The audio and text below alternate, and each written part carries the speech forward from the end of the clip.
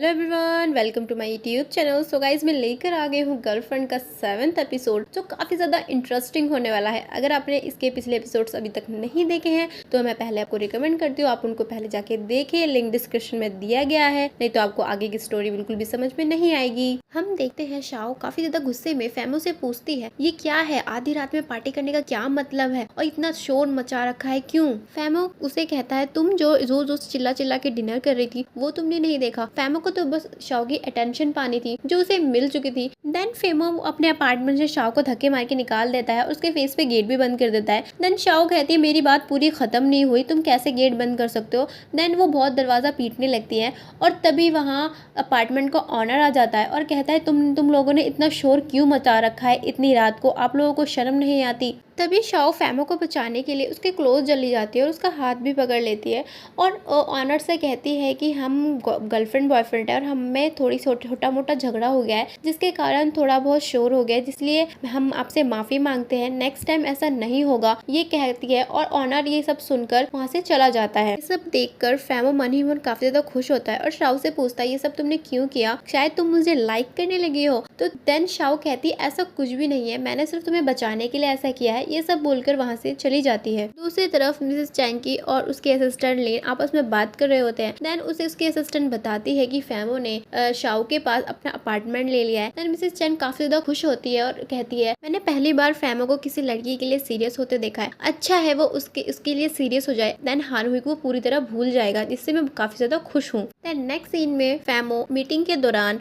सबको आइडिया देता है कि हम न्यू मूवी में हांगुई ओपेरा को इंक्लूड कर सकते हैं, जिससे काफी ज्यादा फायदे हैं। देन सब लोग पहले तो मना कर देते हैं। देन जब फैमो उसके बेनिफिट्स बताता है तो उसको हाँ करने लगते हैं, इसकी अप्रूवल सब दे देते हैं। जहाँ जियान काफी ज्यादा मुशक्कत करता है कि हानहुई उसके प्रोजेक्ट में काम कर ले, बट वो चारों तरफ से उसको मना कर देती है। देन जियान काफी ज्यादा परेशान हो जाता है और कहता है, अब तो मुझे कुछ ऐसा करना पड़ेगा जिससे हानहुई मेरे प्रोजेक्ट के लिए मान जाए। और अपनी गर्लफ्रेंड लिंगर से कहता है, अब कुछ भी हो जाए, साम दाम दंड भेंट से अब मुझे जो भी करना होगा मुझे करना ही पड़ेगा और इस प्रोजेक्ट के लिए मुझे हानहुई को मनाना ही पड़ेगा। दूसरी तरफ शाओ के पास उसका भाई आता है कुछ गुंडों के साथ। देन उसको बहुत ज्यादा मारते हैं और वो जो गुंडे उसको कहते हैं कि तुम्हारे भाई ने काफी ज्यादा पैसे लिए थे और अभी तक मुझे लौटाए नहीं है और कब तक लौटाओगे मुझे बताओ। जिया साइड में खड़े होकर काफी ज्यादा घबरा जाती है। देन वो यानशु को मैसेज करके हेल्प के लिए बुलाती है घर पे। गुंडे इतने बदतमीज होते हैं कि घर में जाके बैठ जाते हैं और शाओ जब पूछती है कि आप प्लीज इसको मत मारिए, जितने पैसे होंगे मैं पे कर दूंगी। देन गुंडे कहते हैं, मुझे आज ही चाहिए पैसे। दूसरी तरफ फैमो को दिखाया जाता है, जो यानशु उसको कॉल करके बताता है कि शाओ को तुम्हारी हेल्प चाहिए, तुम उसके घर जाओ, उसके घर में कुछ प्रॉब्लम हो गई है। देन तभी हानहुई उसके पास आ जाती है और उसके न्यू प्रोजेक्ट में एक्ट्रेस बनने के लिए उसे कहती है कि प्लीज मुझे एक्ट्रेस के रूप में रख लो। बट फैमो उस टाइम इतना परेशान होता है शाओ के लिए, तो उसकी कुछ बात नहीं सुनता। देन वहाँ से उसको इग्नोर करके चला जाता है। ये सब देखकर हानहुई काफी ज्यादा गुस्सा हो जाती है। देन इसी का फायदा उठा के जियान उसको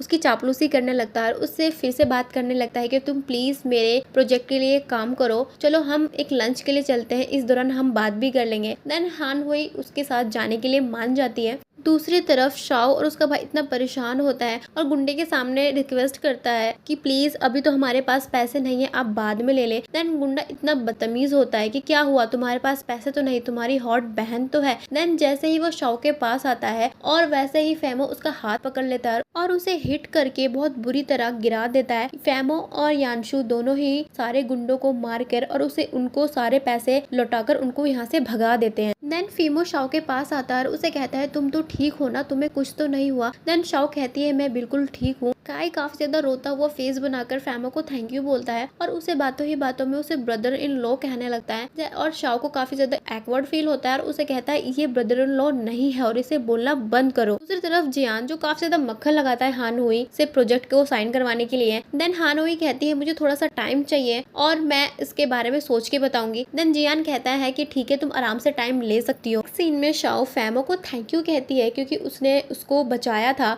देन उसे कहती है कि मैं तुम्हें जल्द से जल्द जो तुमने पेमेंट किया है मैं उसको तुम्हें वापस कर दूंगी। देन फेमो कहता है तुम इतनी जल्दी इतनी सारी पेमेंट कैसे करोगे? देन तुम एक काम करो, तो मैंने तुम्हें जॉब का प्रपोजल दिया था, तुम उसको एक्सेप्ट कर लो और इस कॉन्ट्रैक्ट में साइन कर दो। धीरे धीरे तुम इस पेमेंट को ऐसे पूरा कर सकती हो, नहीं तुम पूरी जिंदगी तुम्हारी बीत जाएगी और तुम इसे नहीं कंप्लीट कर सकती। देन शाओ ये सब सोचकर उसे उस कॉन्ट्रैक्ट को साइन कर देती है और कहती है ये कॉन्ट्रैक्ट जब तक है जब तक मैं तुम्हारी सारी पेमेंट पे ना कर दूं, जिस दिन ये मैं सारी पेमेंट पे हो जाएगी उस दिन तुम मुझे रिलीज कर दोगे। फेमो अपना फायदा देखकर और सोचता है कि देन इसी बहाने वो मेरे साथ की सारी तो रहेगी कंडीशन को एक्सेप्ट कर लेता है। जिया काफी ज्यादा यांशु को देखकर मन ही मन मुस्कुराती है, ऐसा लगता है कि वो भी उसे लाइक करने लगी हो और उसे पूछती है यांशु तुम बिल्कुल ठीक हो ना? देन उसको देखकर वो कहता है मैं बिल्कुल ठीक हूँ और वो चला जाता है। उसके पीछे पीछे वो भी शर्माते हुए चली जाती है और शाओ का भाई कुछ समझ ही नहीं पाता और वो सोचता है इनके बीच कुछ चल रहा है। अभी वह शाओ आ जाती है और गाय उसे कहता है कि मुझे जियान बिल्कुल बंदर सा बिल्कुल पसंद नहीं था, बट फेमो बहुत ज्यादा स्मार्ट एंड डैशिंग है। अब मैंने तुमसे कह दिया उसके साथ रिलेशन बिल्कुल भी मत रखना और फेमो को मेरा ही ब्रदर इन लॉ बनाना, और मैं कुछ नहीं सुनना चाहता। शाओ ये सब सुनकर काफी ज्यादा शॉक्ड हो जाती है और उसे कहती है बकवास बंद करो और उसे मार के वहाँ से भगा देती है। सीन में दिखाया जाता है शाओ पहले दिन ही अपने ऑफिस के लेट हो रही होती है। देन तभी मिस लिन उसको कॉल करके कहती है कि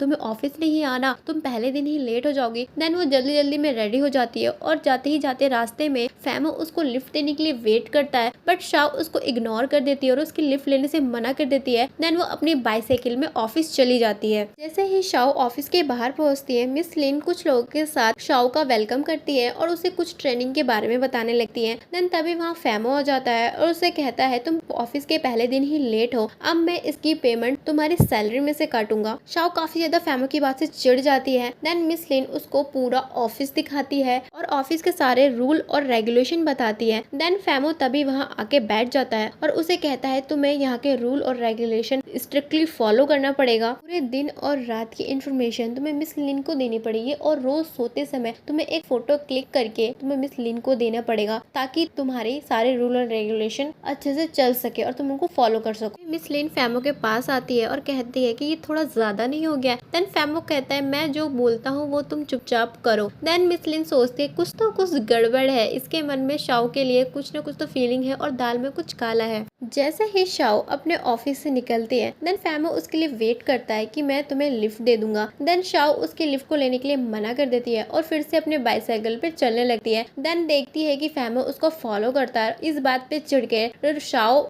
बाइक को साइड करके उससे झगड़ा करने जाती है और कहती है कि तुम शर्म नहीं आती, तुम मेरा पीछा कर रहे हो, मैंने तुम्हें मना कर दिया ना लिफ्ट के लिए। देन वो फिर गुस्सा होकर वहाँ से अपनी बाइक लेके चली जाती है। ऐसे ही अपार्टमेंट आके फेमो शाओ से कुछ बात करना चाहता था। देन शाओ जल्दी में होती है और उसे कहती है मुझे ऑफिस जल्दी जाना है और मुझे बहुत सारा काम भी है और बहुत सारे रूल्स भी फॉलो करने हैं। देन उसकी बात न सुनकर उसके फेस पे दरवाजा बंद कर देती है। देन ये सब देखकर फेमो काफी ज्यादा चिढ़ जाता है। देन वो मिस लिन को कॉल करता है और उसे कहता है अब जो भी रूल और रेगुलेशन होंगे वो मुझसे बिलोंग होंगे और रूल और रेगुलेशन के मुताबिक शाओ को रोज सोने से पहले एक फोटो भेजनी थी। देन वो मिस लिन को एक अपनी फोटो भेजती है और रूल और रेगुलेशन फेमो से बिलोंग होने के कारण वो मिस लिन फेमो को फोटो भेजती है। वो उससे इतने सारे फोटो मंगवा लेता है कि जिससे मिस लिन काफी ज्यादा इरिटेट हो जाती है और उसे कहती है अगर आपको फोटो लेनी है तो आप खुद ही फेमो से ले लीजिए। देन फेमो को कुछ फर्क नहीं पड़ता, उसे तो और मजे आते हैं क्योंकि वो बॉस होता है और वो मन ही मन शाओ को लाइक करने लगा था, जिससे वो उसकी सारी इन्फॉर्मेशन और उसके पास हमेशा रहना चाहता था। नेक्स्ट डे फेमो उसके लिए न्यू बाइसाइकिल खरीद के लाता है जिससे वो ऑफिस जा सके, पर शाओ इतना ज्यादा ट्रेनिंग कर करके थक चुकी थी और उससे आज ऑफिस जाने के लिए लिफ्ट मांगती है। फेमो को तो ये सुनकर भाई उसके तो दिल में बिल्कुल लड्डू फूट जाते हैं। देन उसको खुशी खुशी ऑफिस ले जाता है और शाओ छुप रही होती है कहीं उन किसी को ऑफिस के कलीग को पता ना चल जाए कि मैं फेमो के साथ आई हूँ, जिससे उसकी रेपुटेशन खराब हो जाती है। वो सोचती है फेमो को तो उसको कोई परवाह नहीं होती, वो गाड़ी से आराम से निकल जाता है, बट उसकी असिस्टेंट मैगी को तो वो गाड़ी पार्क करनी होती है। देन वो तभी